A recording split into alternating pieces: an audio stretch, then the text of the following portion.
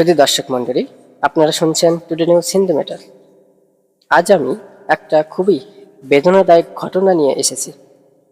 রঞ্জন রায় নামের এক ছাত্রের বিরুদ্ধে ধর্ম অবমাননার অভিযোগ উঠেছিল। ছেলেটির বাড়ি বাংলাদেশের রংপুর বিভাগের গঙ্গাচড়া থানার বেদগাড়ি ইউনিয়নের আলদাতপুর গ্রামে। এই ঘটনাকে কেন্দ্র করে উত্তেজিত জনতা কমপক্ষে 15টি হিন্দু বাড়ি ভেঙে গুড়িয়ে দেয়, লুটপাট করে সবকিছু নিয়ে যায়, এমনকি মহিলাদেরকেও শারীরিকভাবে লাঞ্ছিত করার অভিযোগ ওঠে। প্রসঙ্গত, যার বিরুদ্ধে ধর্ম অবমাননার অভিযোগ উঠেছে তার বিরুদ্ধে ওঠা অভিযোগ প্রমাণিত হলে কঠিন শাস্তি হবে। আমরাও চাই অপরাধ করলে দৃষ্টান্তমূলক শাস্তি হোক, কিন্তু যারা প্রকাশ্য দিবালোকে সাধারণ হিন্দুদের বাড়ি ঘরে হামলা, ভাঙচুর, লুটপাট, অগ্নি সংযোগ করলো, তাদের কি বিচার হবে? একজনের বিরুদ্ধে একটি ধর্ম অবমাননার অভিযোগ, এতে সাধারণ হিন্দুদের করুণ পরিণতি। সোশ্যাল মিডিয়া, ফেসবুক বাংলাদেশের হিন্দুদের জন্য অভিশাপ হয়ে দাঁড়িয়েছে।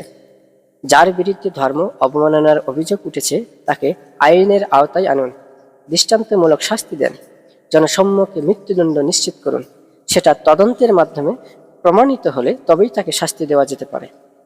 কিন্তু অভিযোগ ওঠা মাত্র সাধারণ জনগণ একত্রিত হয়ে একজনের দোষে এইভাবে নিরপরাধ সাধারণ হিন্দুদের উপর লুটপাট, ভাঙচুর করা কোনো দেশের আইন সেটাকে সমর্থন করে কি? আমার কথা হলো, ধর্ম অবমাননার অভিযোগ তুলে সাধারণ হিন্দুদের বাড়ি ঘরে হামলা, ভাঙচুর, লুটপাট, অগ্নি সংযোগ, নিরীহ মা বোনদের উপর অন্যায় অত্যাচার করার উদ্দেশ্যটা কি? ওখানকার সাধারণ হিন্দুরা কি অপরাধ করেছে? তারা তো কেউ ধর্ম অবমাননার সাথে যুক্ত নেই। তাহলে সাধারণ মানুষের উপর এমন আক্রমণ কেন? বারবার বছরের পর বছর একই ধরনের ঘটনা ঘটে চলেছে, কিন্তু সরকার থেকে আজ পর্যন্ত কোনো সরকারের পক্ষ থেকে এই বিষয়ে দৃশ্যমান কোনো পদক্ষেপ দেখা যায়নি। প্রতিবাদের নামে সাধারণ জনগণ আইন নিজের হাতে তুলে নিয়ে সাধারণ হিন্দু বাড়িতে হামলা, ভাঙচুর, অগ্নিসংযোগ করে।